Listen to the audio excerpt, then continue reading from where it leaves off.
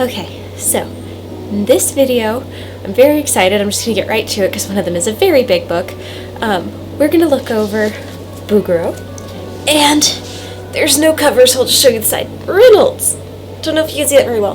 This is giant. It's so big it's uncomfortable to hold. These are two incredible books. I know I'm just diving into it, not doing much of an intro, but you'll see why. These are going to take some time to go through, so let's just start looking. So, this is The Beast on Reynolds. This is a giant book, so I'm going to try to flip through it as quickly as I can for you guys so that we're not here all day. But I'm going to just pause right here because there aren't a ton of these in this book, but the ones that are in there are in this book are so good. These large full-page illustrations of Reynolds' work are just really beautiful.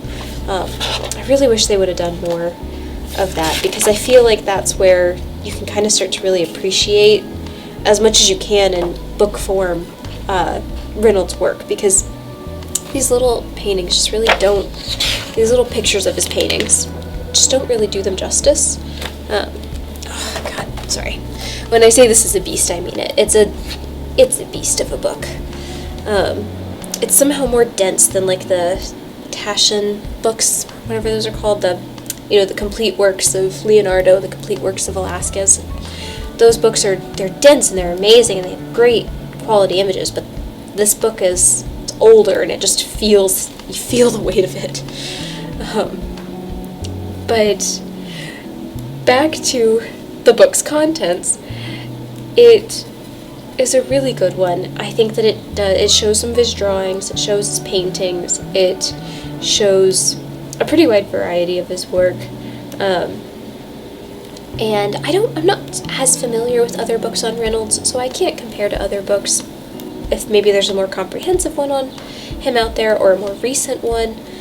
But what I can say is that for an artist that I probably wouldn't normally have picked up a book on, I would never let this book go. Like, it's too good. It's really beautiful. His work is just, it kind of gave me more of an appreciation for his work, because there's not, unless I'm just very much mistaken, I don't think there's a ton of his examples of his work at like the Met or at other galleries at least in the Northeast that are near me. And so I feel like when I appreciated his work the most was actually on a trip to England when I was, I don't know, maybe 16. And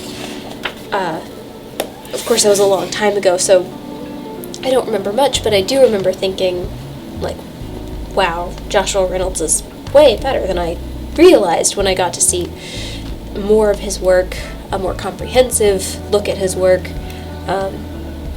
in the country that he was painting in and that he was from. But yeah, so from what I remember reading about Joshua Reynolds, and maybe I read this in the Solomon J. Solomon book, I can't remember at this moment, but I feel like I remember reading that he was a fairly experimental painter, and so his paintings as we see them today they don't necessarily look like how he actually painted them. Due to cleaning and restoration efforts, I'm sure that we've lost a lot of his original intent.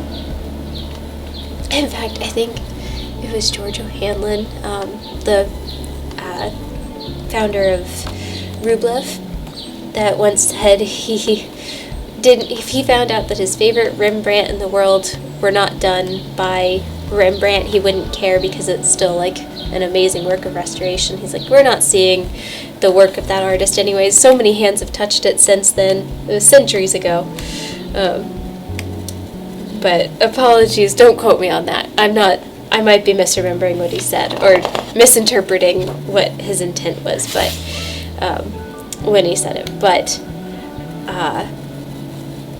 again, with Reynolds, I do think we're not quite seeing exactly how he intended his work to be seen, just because of his level of experimentation and the fact that maybe his paintings didn't age in an accurate way. And I think this book, what I really love about this book is that I feel like whenever I think of Joshua Reynolds, I tend to think of really just gray people, like people just look gray. And whether it's due to the image quality or just due to them being able to find better paintings of his, I feel like this book showcases, some of the paintings in this book look kind of gray, but a lot of them look really beautiful. Like, see, kind of gray, but then you'll have another one not gray. I mean, it's yellow, but it's not gray. So I think if you have any interest in Reynolds' work, I do think this is a really good book. I haven't read it. That's a lot to read, and I haven't had the time to delve into this beast of a book, but I do, I should, because clearly I need to brush up on my Reynolds knowledge, find out for sure if he actually was as experimental as I'm remembering him to be. If I haven't mentioned it already in this video, because I think this is take 3 of me trying to flip through this book, Joshua Reynolds wrote the Discourses on Art, which is actually pretty interesting. I got about halfway through, and then I did stop reading, but it was because the school I was going to at the time closed, and I was a bit distracted.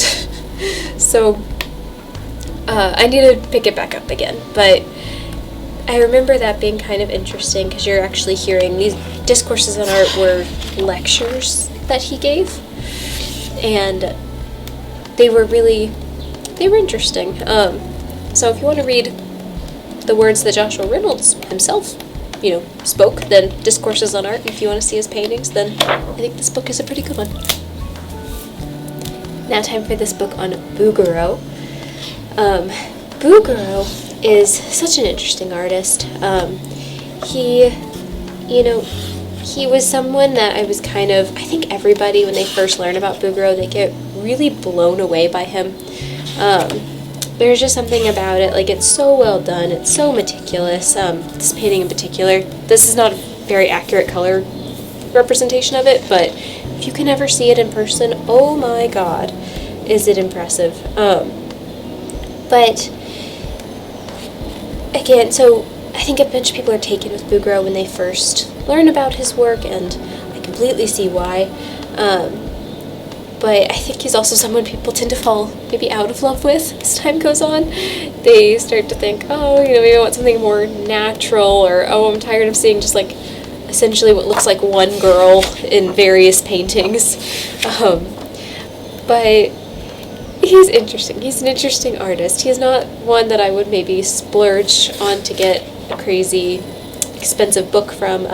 If you do want to splurge on a great Bouguereau book, then there's some great ones put out by the Art Renewal Center that are really, I've seen those books in person. I don't have them personally, but they're really good if you are a fan of Bouguereau and want to shell out the money. But anyways, this is an older book, so it has a lot of written stuff, a lot of little black and white images. But I kind of like seeing some of the work in black and white images and reduced kind of tiny. It kind of, I don't know, brings out something about the essence of it. There's something very, almost photographic about it when color's stripped away. But anyways, it's pretty interesting. I do really enjoy this book. It was a gift, so I didn't find it myself personally, but it's one that I do look at a lot. I think it's really interesting. I love the little drawings that it has.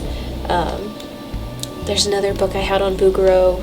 I might have even done a video on it. I can't remember now, but it's a much smaller book. I think I actually gave it away. But it's a much smaller book, and I think the image resolution is actually worse than some of these. So, if what you're looking for is nice image resolution and you don't want to break the bank on one of the Art Renewal Center books, then, I do think this one's probably a good option. But yeah, so this is this book on Bouguereau. I think it's really nice. I'm really excited to look at it. I really love seeing the studies or the little references or sketches that he did. I mean, come on, it's so cool.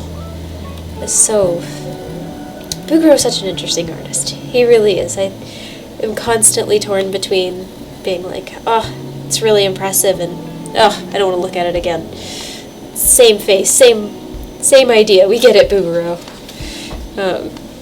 But that also could be because he wasn't the most prolific artist, so he maybe just didn't have as much variety in his work. But anyways, my opinions on Bouguereau aside, I do really enjoy this book, so there you have it. Alright, I know that was a lot to go through. The Reynolds book in particular is intense, but it's a really great book. I'm so lucky to have had it, found its way into my collection.